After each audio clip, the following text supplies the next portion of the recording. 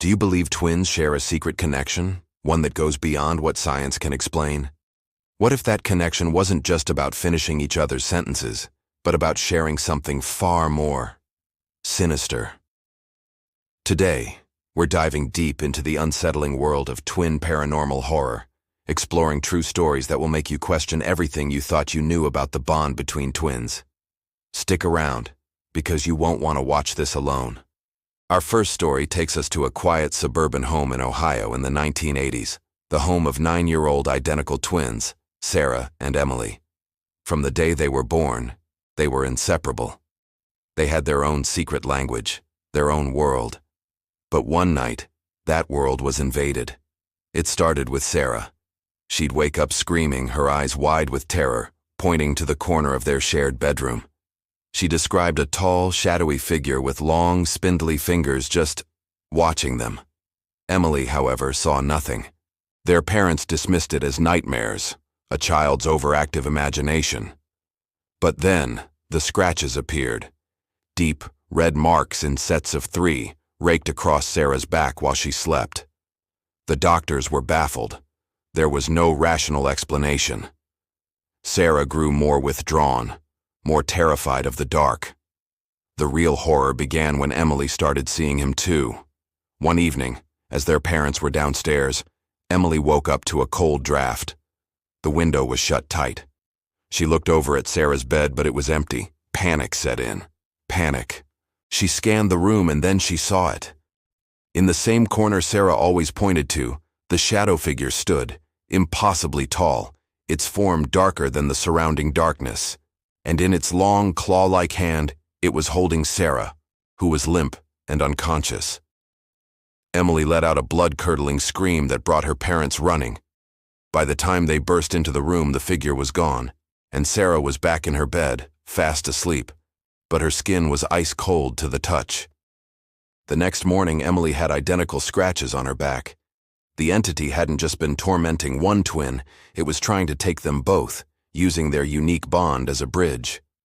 The family moved out within a week, but the twins say that sometimes, on the coldest nights, they can both feel a chilling presence, a reminder that something from the darkness once tried to claim them. Now let's travel across the Atlantic to the misty Scottish Highlands, to a story from the late 19th century involving fraternal twins, Alistair and Finn.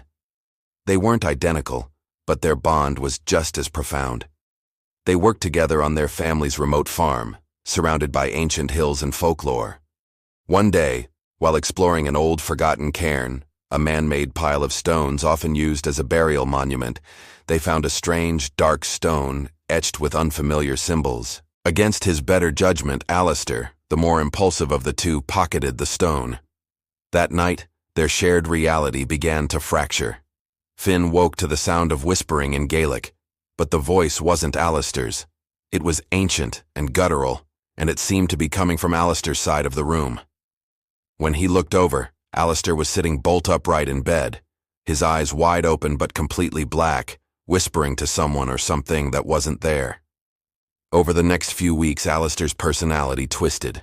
He became sullen, aggressive, and obsessed with the ancient cairn. He would disappear for hours, returning with dirt under his fingernails and a wild look in his eyes. Finn, meanwhile, was experiencing a terrifying psychic bleed-through. He'd be tending the sheep and suddenly feel a wave of blinding rage that wasn't his own. He'd have flashes of vision, seeing through Alistair's eyes as he performed strange rituals by the cairn under the moonlight. He felt the cold, malevolent presence that was slowly consuming his brother. The entity, tied to the stone, was using Alistair as a vessel, and their twin connection was a conduit for its darkness to seep into Finn. The breaking point came during a violent storm. Finn found Alistair at the cairn, chanting in the ancient tongue, trying to complete a ritual.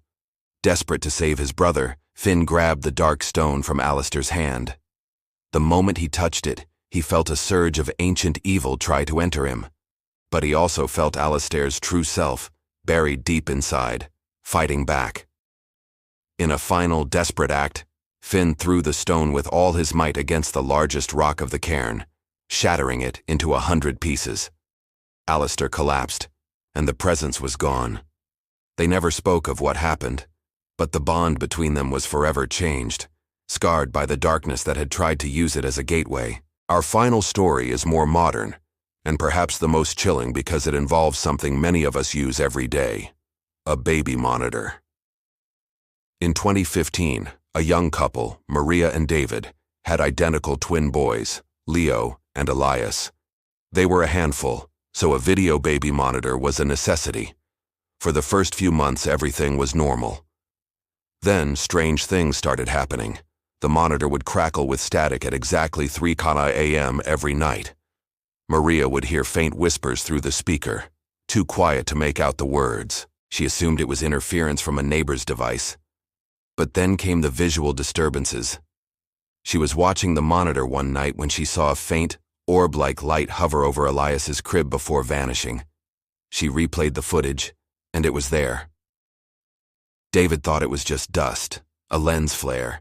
He was a skeptic. He wasn't a skeptic for long. A week later, Maria was woken by Elias crying. She glanced at the monitor. Both babies were asleep. Confused, she listened closely and heard the crying again, this time coming directly from the monitor's speaker. Then she saw it. On the screen, a shadowy, indistinct form was slowly rising from the floor next to Leo's crib. It had no discernible features, but she could feel its malevolent intent through the screen. She screamed for David. They rushed into the nursery, flicking on the light. The room was empty and quiet. The boys were sound asleep. But the air was freezing cold. They checked the monitor's recording. The footage up until the moment they entered the room was gone, completely wiped. From that night on, the activity escalated. Toys would turn on by themselves. The twins would wake up at the same time, every single night, and stare into the same empty corner, giggling.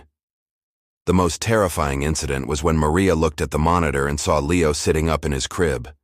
He slowly turned his head, looked directly into the camera, and in a voice that was not his own, a deep, raspy whisper, he said, "We see you."